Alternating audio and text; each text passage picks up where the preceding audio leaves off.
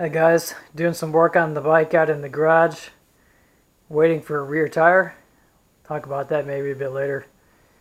But I wanted to show some of the additional modifications I've done to the bike, or additions. So I've added the Barkbusters. On the right hand side, I took Jenny Morgan's advice and re-drilled the backbone in about an inch, or not quite an inch. Basically right where the aluminum backbone bends, I've re-drilled that, and that installation now works very well with this clamp mounted over the top of the brake line. I adjusted the throttle and grip installation slightly, dropped it a bit so it provides clearance and works really well. Brake line goes right underneath there, no problem at all. With the windshield in the high position as I have it and the Barkbusters, there's a significant amount of interference in the normal stock windscreen position. So what I've done, based on an idea I saw on YouTube by another guy, I went to Lowe's, bought some 2-inch long 1024 screws, the 1024 well nut. Lowe's also sells, and a 1-inch long nylon spacer, and have used those at the 4 locations to install the windscreen. That's still not quite enough clearance between the Barkbusters and the windscreen, but it goes just about the full lock. 1.25-inch spacer would probably be ideal.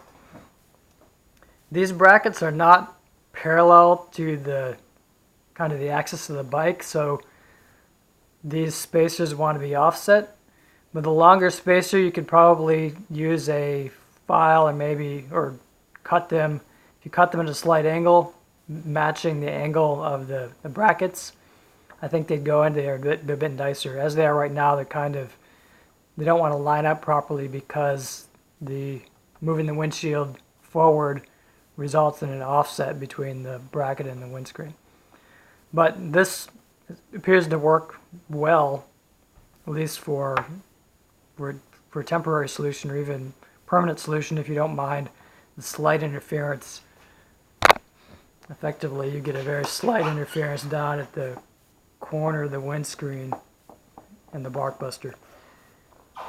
If you wanted to modify the windscreen, you could actually just trim this corner off, maybe 1/4 inch, and then that would eliminate the interference as well. On the left-hand side of the bike, I actually did not modify the backbone. I left it as is, and I routed the bracket underneath the wiring installation to the handlebars. Jenny Morgan drilled hers here and has the same clamp set up with the clamp running over the top. When I look at this, I think I'd get a big interference between the clutch cable and the bracket if I did it that way. But the stock setup with the bracket running underneath the wiring seems to work really well on this side.